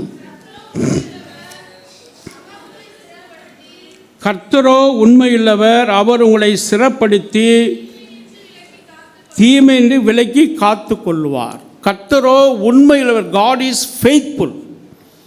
உண்மையுள்ளவர். நம்முடைய வாழ்க்கையிலே உண்மையுள்ளவராக இருக்கிறார். 50 வருஷம் உண்மையுள்ளவராக இருந்தார். 60 வருஷம் உண்மையில் இருந்தார். 58வது ஆண்டு விழாவை கொண்டாட போகிறோம். 52 ஆண்டுகள் ஈசிய மதுரவாழ் திருச்சபைக்கும் ஆரம்பித்த நாட்கள்லேருந்தும் இடையிலே வந்து எல்லா விசுவாசிகளுக்கும் அவர் உண்மையுள்ளவராக இருந்தார். இந்த மனைவியுடைய வாழ்க்கையிலே உண்மையுள்ளவர். அதை அறிஞ்சு கொண்டோம். அகோரமான வியாதி, கீழே விழுந்து அன்கான்ஷியஸ், கொஞ்ச நேரம் இருந்தால் அது வந்து கோமா ஸ்டேஜில் போய் தள்ளியிருக்கோம், ஐசியூவில் போய் சேர்ந்துருக்கோம். நான் கர்த்தர் உண்மையுள்ளவர். அவர் தீமை நின்று உங்களை சிறப்படுத்தி தீமையின்றி விலக்கி காத்து கொள்ளுகிறார். தீமையின்றி விலக்கி காத்து கொள்ளு. 27ஆம் சங்கீதம் 5ஆம் வசனம். சங்கீதம் 27:5. தீங்கு நாளில் அவர் என்னை தம்முடைய கூடார மறைவிலே ஒளித்து வைத்து காத்து கொள்வார். அல்லேலூயா. தீங்கு நாட்கள், உலகத்திலே தீங்கு நாட்கள் சுற்றி சுற்றி வருது. கெட்டுப்போன சமுதாயத்திலே வாழ்ந்து கொண்டு இருக்கிறோம். அட்டூழியங்கள், துன்மார்க்கங்கள், அராஜகங்கள், இப்படிப்பட்ட மிகைப்படுத்தப்பட்ட சூழ்நிலையிலே வாழ்ந்து பயத்தோடு கூட இருக்கிறோம். தீங்கு எந்த நேரத்தில் நம்மை அணுகக்கூடும், எந்த வழியிலும் தீங்கு வரக்கூடும். ஆனால் கர்த்தருடைய வசனம் சொல்லுது, தீங்கு நாளிலே அவர் என்னை தம்முடைய கூடார மறைவிலே ஒளித்து வைத்து காத்து கொள்ளுவார். ஒரு ஃபாரஸ்டில் காட்டு தீ அதிகமாக பரவி மரங்கள்லாம் எரிச்சு செடிகள்லாம் தீப்பிடிச்சு கருகி, அப்படிப்பட்ட சூழ்நிலையில் அங்கே இருந்த ஒரு காட்டுக்கோழி, நிறைய குஞ்சுகள், 10க்கு அதிகமான குஞ்சுகள். இந்த அபாயகரத்தை பார்த்தவுடனே அந்த கோழி ஒரு சத்தம் போட்டு 2 ரெக்கையும் அப்படி தூக்கினவுடனே எல்லா குஞ்சுகளும் போய் அந்த கோழி, தாய் கோழியினுடைய அந்த சிறகின் அடியில் அடைக்கலம் புகுந்தது. இந்த காட்டுத்தீ ராத்திரி எரிந்து அணைந்து விட்டது. மறுநாள் வேட்டையாட வந்தவன் இந்த காட்டுத்தீயை பார்த்து ஒரு கொம்பை வச்சு அப்படியே தட்டிகிட்டே போகிறான். கருப்பருப்பை ஒரு சின்ன இந்த கோழியினுடைய உருவம் கருத்து போயிருக்கு, ஏதோ ஒன்றுன்னு சொல்லி அந்த கொம்பை வச்சு அதை தட்டி விட்டால் செத்த கோழி, கருகி போன கோழி வெளியே அப்படி தள்ளி விழுந்தது. அதுக்குள்ளே இந்த குஞ்சுகள் காக்கப்பட்டு உயிரோடு வெளியே வந்தது. வேடன் ஆச்சரியப்பட்டான். இந்த தாய் தன்னுடைய உயிரை கொடுத்து குஞ்சுகளை காப்பாற்றி விட்டேன்னு சொல்லி வேட்டையாட வந்தவன் குஞ்சுகளை கொண்டு வீட்டில் வளர்த்து பெருசாக்கினான். தாய் தன்னை தியாகம் பண்ணினது.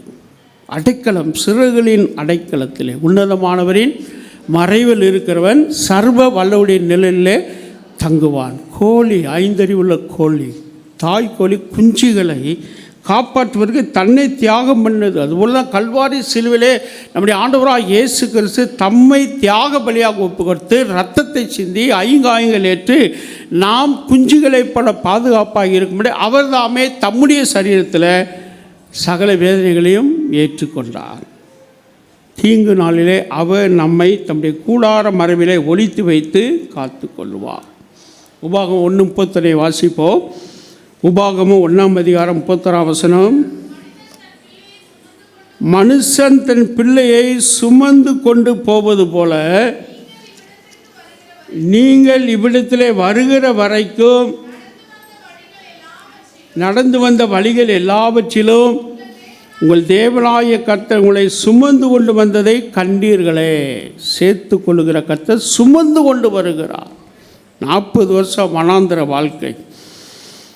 மோசே சொல்றார், ஒரு மனிதன் தன் பிள்ளையை சுமந்து கொண்டு போவது போல நீங்கள் இவ்விடத்துக்கு வருகிற வரைக்கும், இந்த கானான் யோர்தானுக்கு முன்னாலே வருகிற வரைக்கும் மனுஷன் தன் குழந்தையை சுமந்து கொண்டுவது போல தேவன் உங்களை சுமந்து கொண்டு வந்தார், உங்களை சேர்த்து கொண்டார்.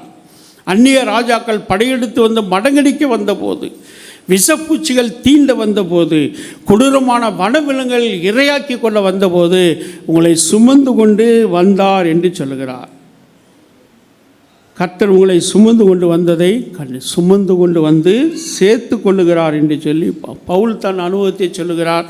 2 தீமோத்தேயு 4ஆம் அதிகாரம் 17ஆம் வசனத்தில் 2 தீமோத்தேயு 4:17 வாசிக்கும் பொழுது, கர்த்தரோ எனக்கு துணையாய் இருந்து என்னாலே பிரசங்கம் நிறைவேறுவதற்காகவும் என்னை பலப்படுத்தினார். சிங்கத்தின் வாய் நின்று நான் ரட்சிக்கப்பட்டேன். பல முறை சிங்கம், லிட்டரலாக சிங்கம் இல்லை, சிங்கம் போன்ற பிரச்சனைகள், எதிர்ப்புகள், மடங்கடிப்புகள், துன்பங்கள், உபத்திரவங்கள் அவரை கொன்று போட வேண்டும் என்று சொல்லி அந்த ஆலோசனை சங்கத்தார் பலமுறை வழிகளை தேடி அது சிங்கத்தின் வாய்க்கொப்பாக அந்த பிரச்சனையோடு உள்ளே போய் மனமடி உண்டாக நாட்களே தேவன் என்னை சிங்கத்தின் வாய் நின்று என்னை தப்புவிக்க பண்ணினார் என்று சொல்லி பவுல் சாட்சியாக சொல்லுகிறார். சேர்த்து கொள்ளுகிற கர்த்தர், சகல தீங்கில் நம்மை விடுதலையாகக்கூடிய கர்த்தர் என்று சொல்லி நாம் பார்க்கிறோம். சேர்த்து கொள்வார். எல்மர் கில்போன் அப்படின்னு ஒரு மிஷனரி, நம்முடைய OMS மிஷனரி, அவர் கொரியாவிலே பல ஆண்டுகள் மிஷனரியாக இருந்து ஓய்வு பெற்றவுடனே இந்தியாவில் ஊழியம் செய்யும்படி வந்தார். நிரந்தரமான மிஷனரியால் அப்பப்போ வந்து அங்கங்கே ஆலயங்களை கட்டி, அவர் தான் 1000 ஆலயம் கட்டும்போது சமாரிட்டன் பர்ஸ் என்ற ஒரு நிறுவனத்தின் தலைவர் ஃப்ராங்க்லின் கிரகம் பில்லிகிராமுடைய மகனை பார்த்து ஈசைக்கு 1000 ஆலயம் வேணும்னு சொன்னோன்னே அவங்க கட்டி கொடுக்க முன் வந்து 1000 ஆலயங்களே கட்டணும். அந்த நாட்களிலே அந்த ஆலயம் கட்டுகிற அந்த துறையில் நான் பொறுப்பாளராக இருந்தேன். அதுபோல் 10 பைபிள் ஸ்கூலை அவர் தான் நிறுவுவதற்கு கட்டடம் கட்டுவதற்கு உதவி செய்தார். கல்கட்டா பைபிள் பெரிய கேம்பஸ், பியூட்டிஃபுல் கேம்பஸ், அதுக்கும் அவர் தான் சம்பாட்டம் பர்ஸு கொரியாவில் ஃபண்ட் ரைஸ் பண்ணி உதவி செய்தார். கொரியாவில் பல ஆண்டுகள் வாழ்ந்தார். தேஜோன் அப்படிங்கிற கொரியாவில் 2 மணி பிரயாண தூரத்தில் இருக்க ஒரு பட்டணத்தில் சீசோரில் ஒரு டென்ட் ஒன்று வச்சுருந்தார், கெஸ்ட் ஹவுஸ் மாதிரி. சம்மரில் அங்கே போய் தங்கிட்டு கடலில் நீந்துவது அவங்களுடைய நல்ல பழக்கம், ஒரு ஹேபிட், அதில் செய்தார். ஒரு நாள் குடும்பத்தோடு போய் தங்கினார். பக்கத்துலேயும் பல மிஷனரிகள் டென்ட்டு போட்டு தங்கினார். நெருங்கிய நண்பரை அழைத்து கொண்டு தான் வச்சிருந்த சின்ன போட்டு ஒன்று எடுத்துகிட்டு கடலில் போவோன்னு சொல்லி மத்தியானம் பிறப்பிட்டாங்க. சின்ன போட்டு அவருடைய நண்பரும் பிரயாணம் பண்ணி கடலில் போய் என்ஜாய் பண்ண போனாங்க. போய் கொஞ்சம் தூரத்தில் சின்ன போட்டில் இருந்த மிஷின் என்ஜின் ரிப்பேர் ஆன உடனே அந்த சின்ன நங்கூரத்தை போட்டு அதில் அப்படியே வச்சு மிஷினை ரிப்பேர் பண்ண பல முறை பிரயாசப்பட்டால் ஒன்றும் நடக்கலை. திருப்பி அதை தள்ளிட்டு போக முடியாது. கொஞ்சம் தூரத்தில் போய் நங்கூரம் போட்டு அதில் இருக்கிறாங்க. அந்த இன்ஜினை ரிப்பேர் பண்ண முடியல. லேசாக தூறல் விழுந்தது, லேசாக காற்று ரொம்ப இதமாக இருந்தது, அது பலமாக அடித்தது, மழை ஹெவியாக பெய்ய ஆரம்பிச்சது, நல்ல ரெயின்ஃபால். என்ன பண்ணுன்னு சொல்லி தெரில. இந்த மழைக்கும் குளிரும் தாங்க முடியல. சும்மா சாதாரண சம்மர்னால இந்த ஜாக்கெட்லாம் எடுத்துகிட்டு போகல. அப்படி போகும்படி இருக்கும்போது அந்த நங்கூரம் பிடுங்கிச்சு. பலத்த காட்டில் போகிற போக்கில் போய்கிட்டே இருக்குது. எந்த இடத்துல போய் போட் மூழ்கும், எங்கே 2 பேரும் மூழ்கி கடலில் மாண்டு போகிற சூழ்நிலை நெருங்கி விட்டது. அப்போ ஆண்டவர் பேசுகிறார். இவங்க ஆண்டவரே எங்களை எடுத்துக்கொள்ள சித்தமாக நம்முடைய ராஜ்யத்திலே சேர்த்துக்கொள்ளுன்னு சொல்லி ஜெபம் பண்ணுறாங்க. அப்போ அவருக்கு மட்டும் வருது, Elmer, I need you, I will not leave you.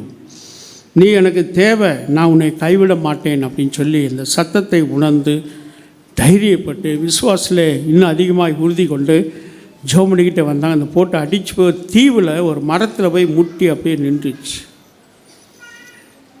காப்பாற்றப்பட்டார்கள். ஆண்டவர் சொன்னது, எல்மர் கில்போன், I need you, I will not leave you. நீ எனக்கு தேவை, நான் உன்னை கைவிட மாட்டேன். அந்த வார்த்தை ரொம்ப அந்த புயல் காற்றை விட ஆழமாக திடமாக விசுவாசத்தில் இருந்தபடினாலே காப்பாற்றப்பட்டான்.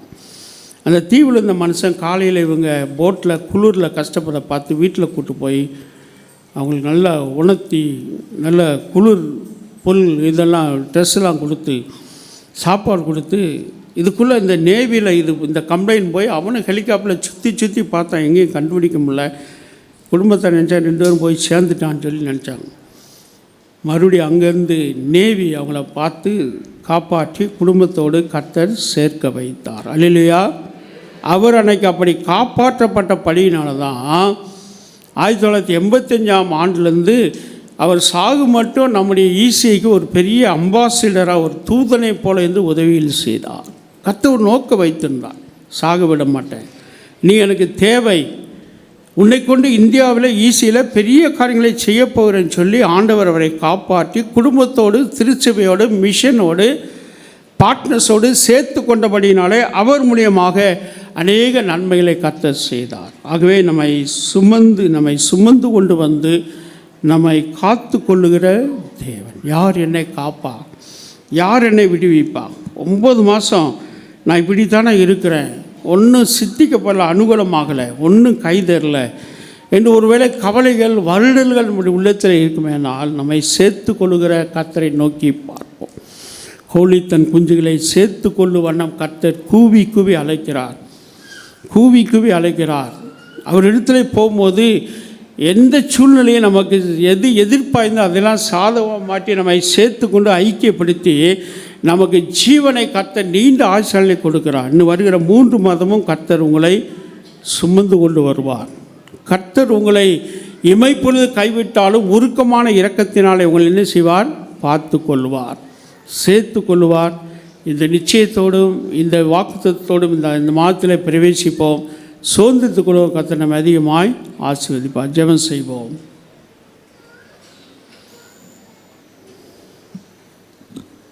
ஆண்டவர் நம்மை காக்கிறவராக இருக்கிறார். ஜீவனுள்ள தேவனுடைய தாசனே, நீ ஆராதிக்கிற இடைவிடாமல் ஆராதிக்க தேவன் உன்னை தப்புவிக்க வல்லவராக இருந்தாரா? அஞ்ஞானி ராஜா, புரஜாதி ராஜா, யெகோவாகிய கடவுளின் ஆராதிக்காத ராஜா. ஆனால் கடவுளுடைய வல்லமையை அறிந்திருந்தார். தானியலுடைய வாழ்க்கையிலே கர்த்தருடைய வல்லமை பிரவாகித்தது. தூதனை அனுப்பி காத்து கொண்டார். நாங்கள் ஆராதிக்கிற தேவன் எங்களை தப்புவிக்க வல்லவராய் இருக்கிறார். தப்புவிக்க பண்ணார். அக்னி ஜுவாலிலிருந்து தப்பித்து கொண்டார். யெகோவா ஈரே, கர்த்தருடைய பருவத்திலே பார்த்துக்கொள். நீர் என்னை காண்கிற தேவன். பெதஸ்தா குளத்திலே மண்டபத்திலே படுத்திருந்த 38 வருஷம் வியாதி இந்த மனிதனை கண்டு சுகமாக்கினார். சகைவை அண்ணாந்து பார்த்து காட்டத்து மத்திலே கண்டு அவனுக்கு ரட்சிப்பை கொடுத்தார். இன்னைக்கு ஆண்டவர் நம்மை காண்கிற தேவன்.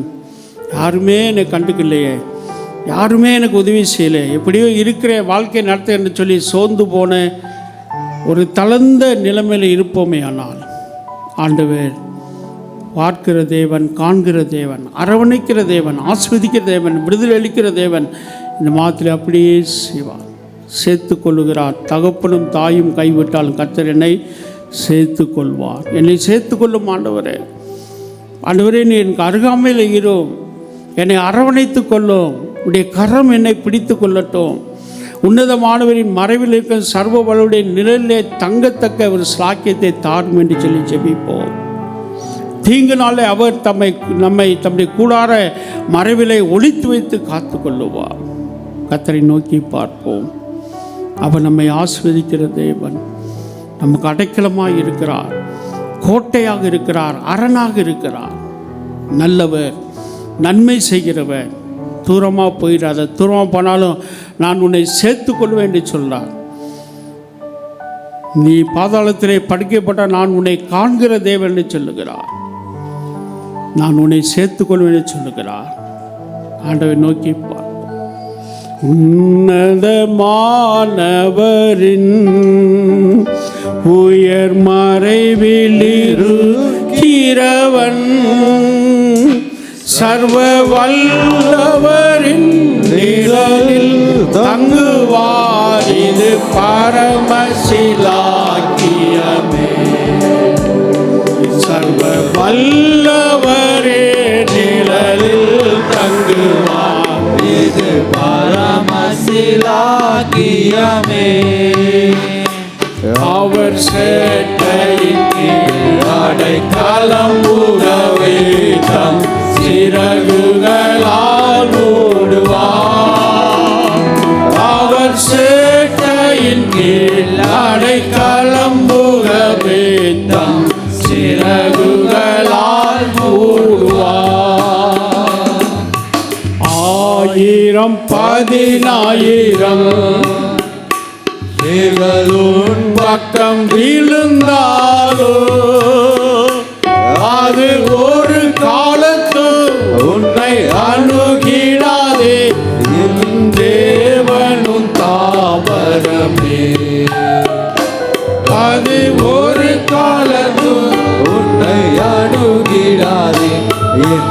தேவ